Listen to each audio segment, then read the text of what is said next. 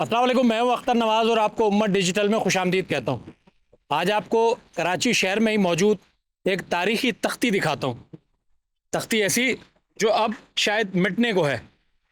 یہ ہے people secretariat چورنگی، گرو مندر سے آگے قائد اعظم مزار کے بالکل برابر میں، اور یہ کوریڈور 3 کے ساتھ گزرتی ہے۔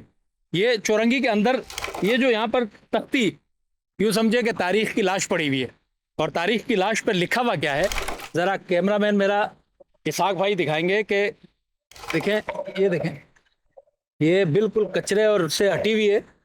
اور یہ ہے یہ یادگار جنگ آزادی 1857 کے پہلے 7 سالہ جشن باشندگان کراچی نے یہاں پر منایا تھا۔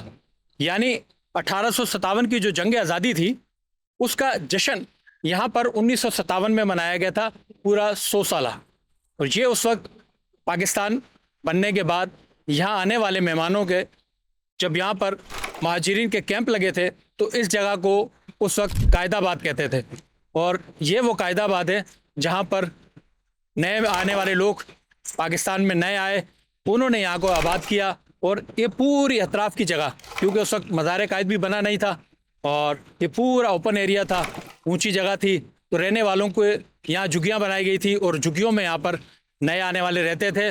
قائد آباد یہاں سے بعد میں جو نا شفٹ ہوا تھا لانڈی، جو اس وقت موجودہ قائد آباد ہے، اس سے پہلے اسے قائد آباد کہا جاتا تھا۔ اور یہ تختی جو آج ایک لاش کی صورت پہ، یا ایک یوں سمجھے کہ ختم ہو گئی، توڑ دیا گیا یہاں سے، کیونکہ یہ یہاں سے گزرے گا BRT ریڈ لائن منصوبہ۔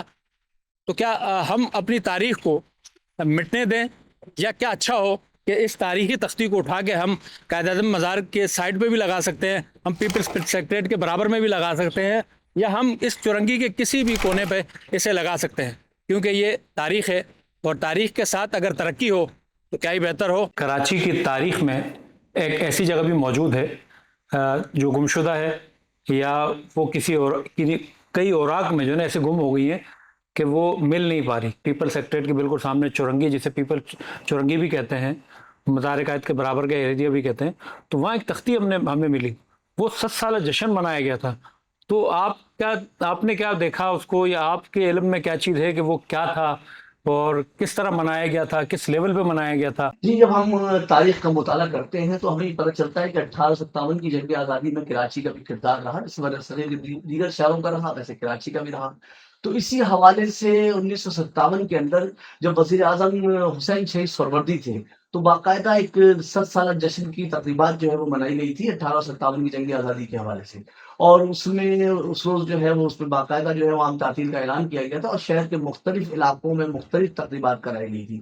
تو اسی طریقے سے بتا چلوں کہ ایک تقریب جو ہوئی تھی وہ ہوئی تھی جس کو آرام باغ کہتے ہیں، اس میں ہوئی تھی۔ سردار عبدالنشتر تھے اور چودھری خلیق الزماں تھے، ان لوگوں نے بھی خطاب کیا تھا۔ اسی طریقے سے امپریس مارکیٹ میں بھی ایک تقریب کی گئی تھی، کیونکہ امپریس مارکیٹ جو ہے اس کا بھی تعلق کسی نہ کسی صورت میں جو ہے 1857 کی جنگ آزادی سے رہا ہے، کیونکہ وہاں پر جو اس کے باغی تھے یا وہ جو ہیرو تھے جنہوں نے اس کی بغاوت کی تھی انگریزوں کے خلاف، ان کو وہاں انگریزوں نے توپ کے دھانے پہ رکھ کے ان کو جو ہے اڑا دیا تھا اور باقیوں کو پھانسی دی تھی۔ تو اس حوالے سے بھی یہ بڑی امپورٹنٹ جگہ تھی، تو یہاں پر بھی لوگوں نے چراغاں کیا تھا اور سرکاری عمارتوں میں بھی چراغاں کیا گیا تھا۔ اسی طریقے سے اس وقت کے جو میونسپل کمشنر تھے، ان کا نام تھا شاید قریشی، جو میں نے پڑھا ہے کہ مسٹر قریشی تھے۔ تو قریشی نے یہ وہاں پر یہ جو ریڈیو پاکستان سے متصل ایک نالا تھا موہن داس روڈ کے اوپر، تو اسی پر موہن داس گاندھی روڈ تھی یا موہن داس روڈ تھی، تو اس سڑک کے اوپر ایک نالا تھا اور نالے کے اوپر ایک سرکاری عمارت تعمیر ہو رہی تھی۔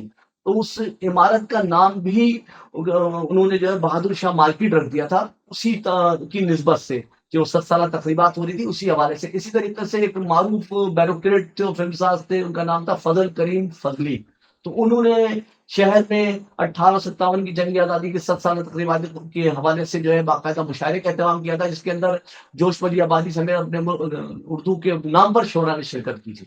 اچھا، اس میں مطلب جو آپ نے کہا تھا کہ جو 7 سالہ جشن تھا، تو کیا اس کو کنفرم کرتے ہیں کہ قائد آباد تھا یا اس وقت کا قائد آباد تھا؟ بھلے وہ نام نہیں دیا گیا تھا گورنمنٹ کے لیول پہ، لیکن کیا وہیں کے لوگوں نے اسے قائد آباد کہا تھا؟ کیونکہ اطراف کے کچھ نام بھی اسے ملے جلے ہیں۔ जी, बिल्कुल ऐसा ही है। जब क़याम पाकिस्तान के बाद महाजरीन ने आना शुरू किया तो उनको उनकी आबादकारी पहले लांडी में हुई जहाँ पर ये कायदाबाद है। इसी तरीक़े से मज़ार-ए-क़ायद के पीछे के जो इलाके थे खुदरात कॉलोनी कहलाई, कायदाबाद कॉलोनी कहलाई, मुस्लिमाबाद कहलाया। इस तरीक़े से लोगों ने अपने-अपने तौर पे यहाँ झोपड़ियाँ थी उनको आबाद करना शुरू कर दिया और उनके अपने-अपने तौर पे नाम देने शुरू कर दिए थे। तो मज़ार-ए-क़ायद के जो अगली हिस्सा है जहाँ पर ये क्रिश्चियंस वग़ैरह की सोसाइटी, तो इस इलाके को जो है कहा जाता था कि ये कायदाबाद है, क्योंकि यहाँ पर झोपड़ियाँ थी। फिर यहाँ से लोगों को जो है जब मुंतकिल किया गया आहिस्ता-आहिस्ता उनको मकानात दिए गए, कुछ लोगों को सऊदाबाद जब आबाद हुआ तो सऊदाबाद में दिए गए, कुछ लोगों को नाज़िमाबाद नॉर्थ कराची के अंदर आबादकारी की गई, कुछ लोगों की कोरंगी में की गई।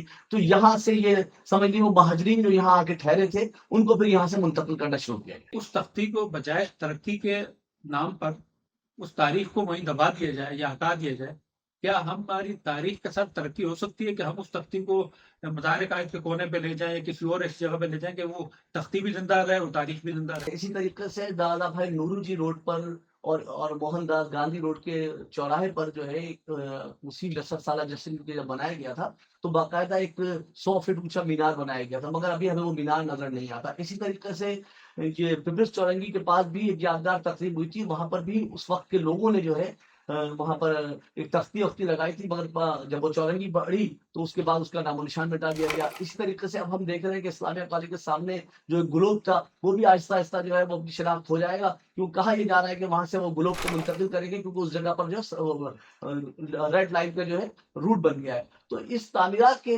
नतीजे में जो चीजें आती हैं, यादगार चीजें, उनको महफूज करना चाहिए, क्योंकि ये तारीख से जुड़ी हुई है। तो हमें अपनी तारीख को बचाना होगा। अगर तारीख को नहीं बचाएंगे तो फिर हमारा अपना वजूद जो है ना वो भी मुनासिब नहीं रहेगा, खतरे में पड़ जाएगा।